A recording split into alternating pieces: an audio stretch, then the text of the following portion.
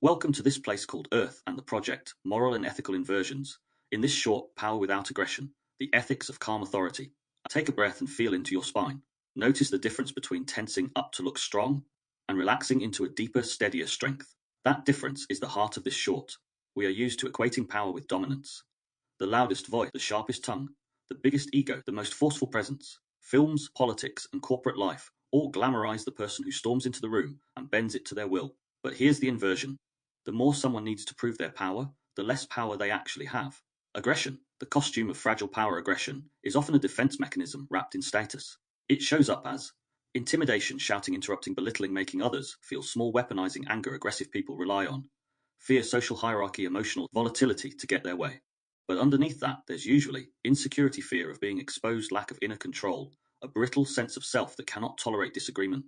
This is not a strength, it's a nervous system in survival mode, enlarged and amplified. Calm authority.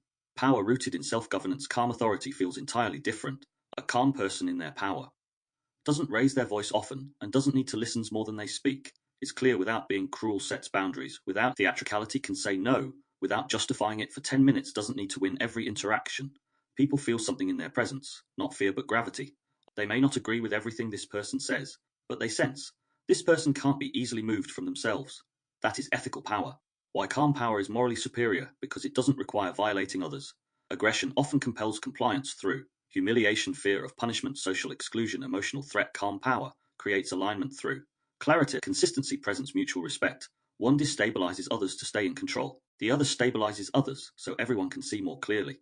From an ethical perspective, calm power preserves the autonomy and dignity of those around it. Through the corporate lens, in the workplace, you've probably seen both.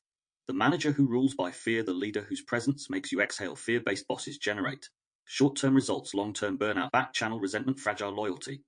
I'll leave as soon as I can. Calm leaders generate trust, psychological safety, honest communication, sustainable performance. Put simply, aggressive power extracts, calm power cultivates. Calmness is not passivity. Being calm does not mean being passive, weak, or detached. Calm authority can enforce consequences, can say, this is unacceptable, can end a relationship, job, or contract, can confront wrongdoing directly.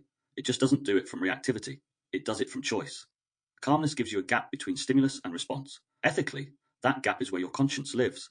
Embodying calm power, to move from aggression or people pleasing into calm authority, you have to regulate your own nervous system, become comfortable with others, not liking your decisions, tolerate the discomfort of someone else's disappointment without rescuing them, speak simply instead of over explaining, choose principle over popularity. This is not easy, but it's what makes your self empowerment sustainable.